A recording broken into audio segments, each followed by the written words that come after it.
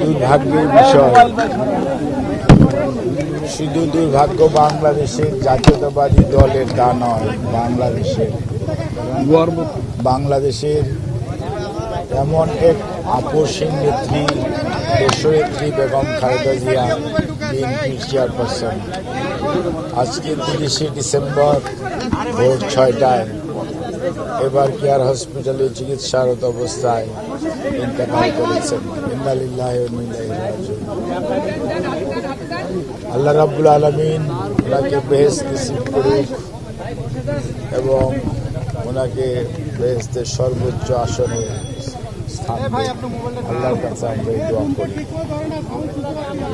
কিন্তু আজকে যার সম্পর্কে কথা বলছেন, সত্যিকার অর্থে মোবাইল বন্ধ করেন, তার সাথে আমি প্রায় 484 দিন হসপিটালে বিগত 5 বছরে থেকেছি, আমি আর মাসুদ।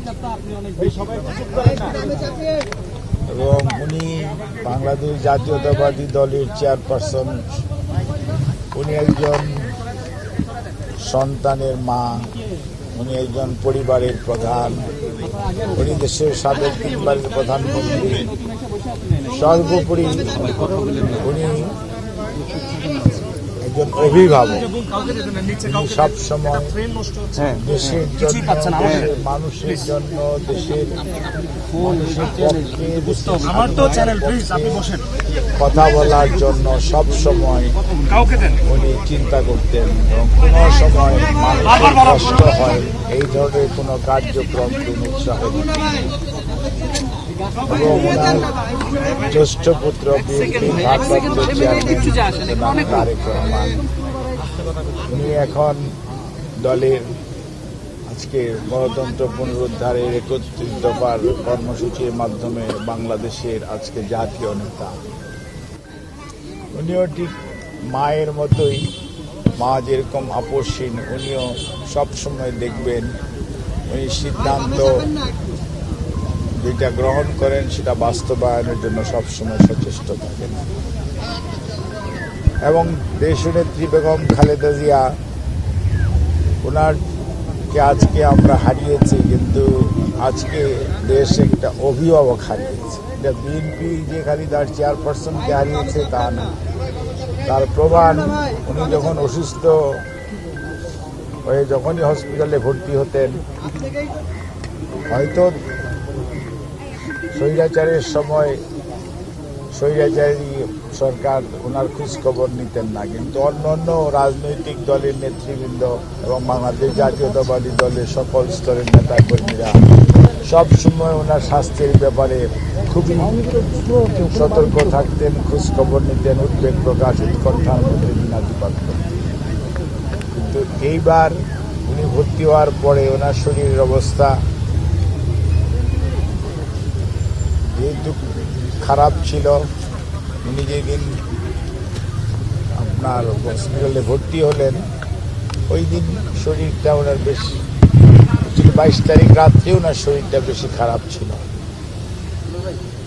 তারপরে উনি রাত্রে আমাকে ডেকেছিলেন, এসেছিলাম, তারপরের দিন ওনাকে হসপিটালে ভর্তি করি এবং উনি চিকিৎসকদের পরামর্শ মোতাবেক সবসময় চিকিৎসা গ্রহণ করতেন এবং সবসময় চিকিৎসকদের কথা অনুযায়ী চলার চেষ্টা করতেন।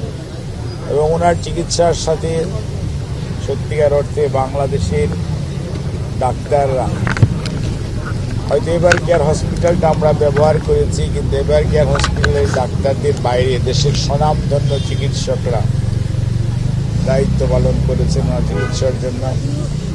এবং নিউ ইয়র্ক এবং জন হপকিন্সের, মানে মাউন্ট সিনাই এবং জন হপকিন্সের চিকিৎসকরা ওনার চিকিৎসার ব্যাপারে দায়িত্ব পালন করেছেন।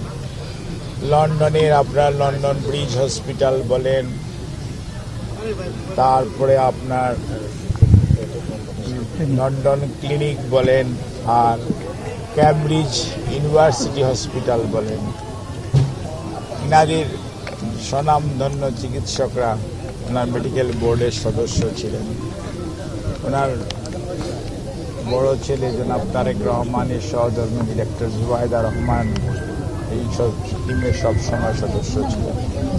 জনাব তারেক রহমান রাজনীতি নিয়ে অনেক ব্যস্ত থাকতেন, দল সংগঠিত করার জন্য দায়িত্ব পালন করেছেন, কিন্তু এর মাঝেও উনি ওনার মায়ের চিকিৎসার জন্য সার্বক্ষণিকভাবে মেডিকেল টিমের উপর যেমন নির্ভরশীল ছিলেন, দায়িত্ব দিয়েছিলেন, একইভাবে নিজেও প্রতিদিন মায়ের চিকিৎসার স্বাস্থ্যের সবসময় খোঁজ নিতেন এবং সবসময় উনি তদারকি করতেন যাতে কোনো অবস্থাতে ওনার আম্মার চিকিৎসার কোনো ধরনের ব্যত্যয় না করে এবং সর্বোচ্চটা করার জন্য চেষ্টা করতেন।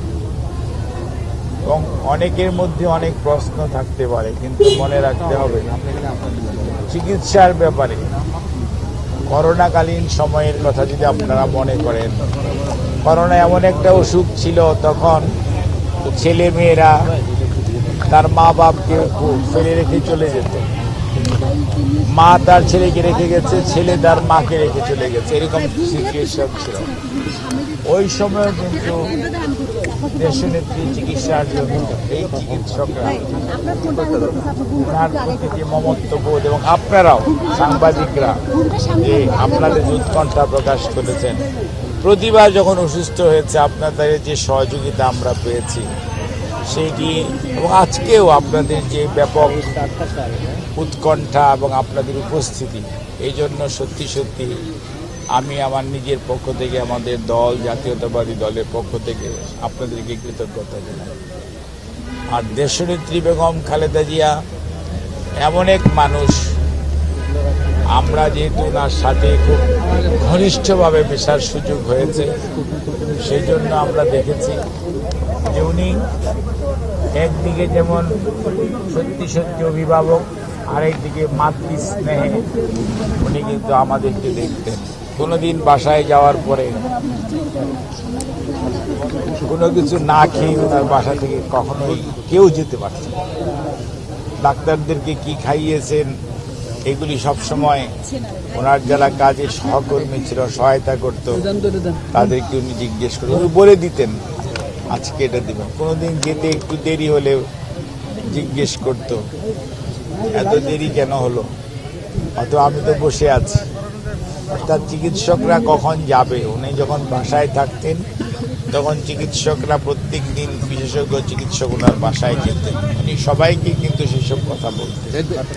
কাজেই আমি আজকে এই দিনে আমি বলবো যে চলেন আমরা সবাই আল্লাহ রাব্বুল আলামিনের কাছে ওনার আল্লাহ বেহেশত নসিব করুক সেজন্য দোয়া করি।